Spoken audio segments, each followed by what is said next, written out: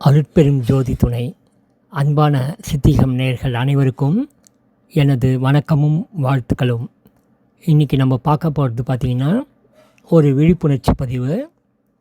பொதுவாக வெயில் உடம்புல படுறது ரொம்ப நல்லது, அதனால் விட்டமின் டி கிடைக்கும் அப்படின்னு சொல்லி அறிவியலாளர்கள் மருத்துவர்கள் எப்பயும் மக்கள்கிட்ட சொல்லுவாங்க.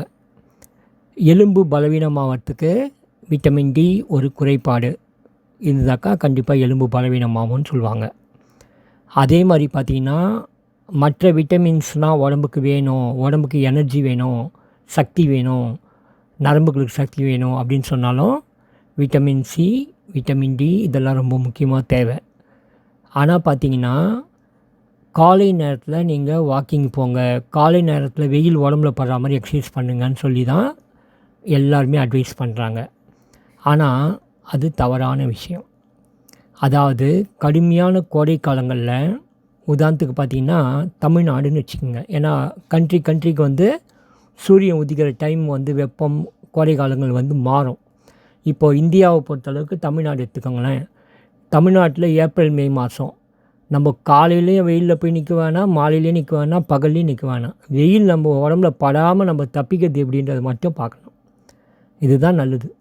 வெயில் படுறதால் என்ன ஆகும்னா, உடலில் ஏற்கனவே கெட்ட நீர் இருந்தால் அவர்களால் வெயில் தாங்க முடியாது. ஏசிலேயே தான் இருக்கணும்னு சொல்லும் உடம்புல கெட்ட நீர் இல்லை அப்படின்னு சொன்னால், கழிவு நீர் இல்லை அப்படின்னு சொன்னால் அவங்களால வெயிலில் போக முடியும். ஆனால் அவங்களும் வந்து வெயிலில் போகிறத அவாய்ட் பண்ணணும். உடம்புல வந்து வெயில் அதிகமாக பட்டால், இந்த கோடை காலத்தில் வெயில் பட்டால் ஸ்கின் ப்ராப்ளம் வரும், இன்னும் பல நோய்கள் வரும்.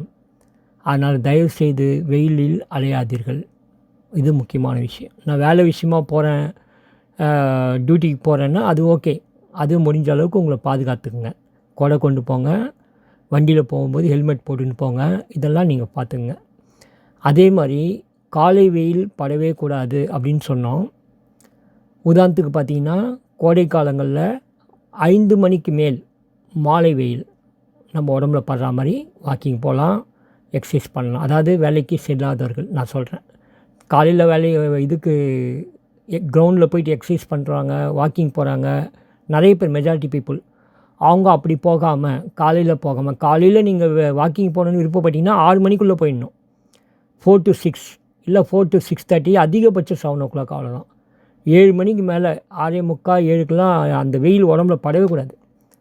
அந்த 7 to 9 வெயில் வந்து உடம்புல படுறது ரொம்ப கெடுதி.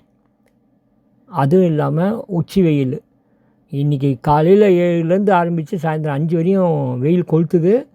112 டிகிரி போயிருக்குது இந்தியாவில்.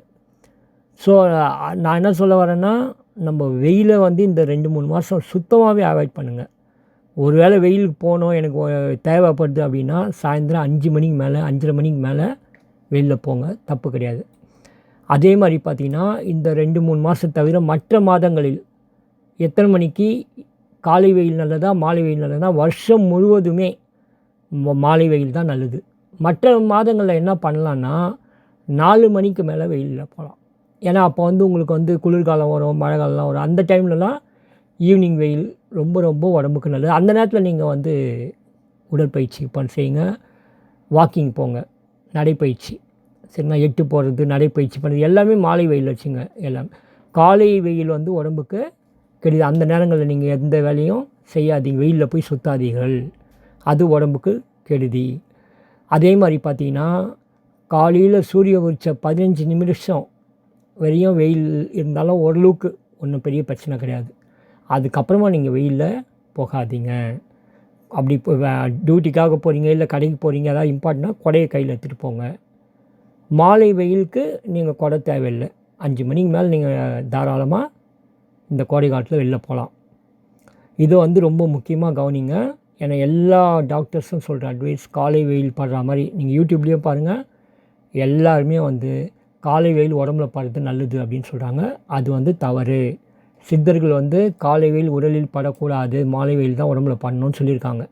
மாலை வெயில் நமது நோய்களை சரியாக்கும், காலை வெயில் நமது உடலில் பித்தத்தை அதிகப்படுத்தும், பிபி இருக்கவங்களுக்குலாம் ரொம்ப கெடுதி.